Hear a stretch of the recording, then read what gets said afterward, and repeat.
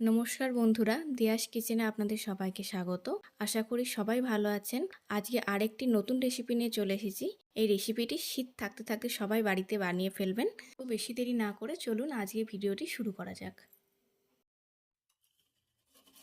আমি একটা ব্লেন্ডার নিচ্ছি, সেখানে অর্ধেকটা গাজর, অর্ধেকটা বিট, দুটো সিদ্ধ আলু, দুটো সিদ্ধ ডিম এইভাবে গ্রেট করে নিচ্ছি।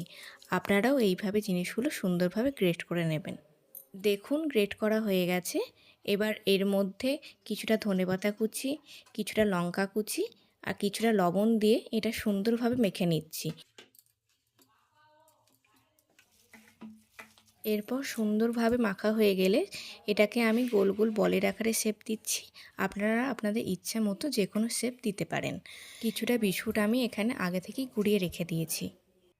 এবার কড়াটি গ্যাসে বসিয়ে এখানে আমি রিফাইন্ড অয়েল দিয়ে দিলাম। তেলটি যতক্ষণ গরম হচ্ছে ততক্ষণ আমি একটি পাত্রে কর্নফ্লাওয়ার গুলে নিচ্ছি। এবার কর্নফ্লাওয়ারে ডুবিয়ে বিস্কুটের গুঁড়োটা ভালো করে মাখিয়ে এগুলোকে আমি তেলের মধ্যে আস্তে আস্তে ছেড়ে দিচ্ছি। এরকম নতুন নতুন খাবারের ভিডিও পেতে আমার চ্যানেলটিকে অবশ্যই লাইক, শেয়ার ও সাবস্ক্রাইব করে পাশে থাকা বেল আইকনটি ক্লিক করে দেবেন।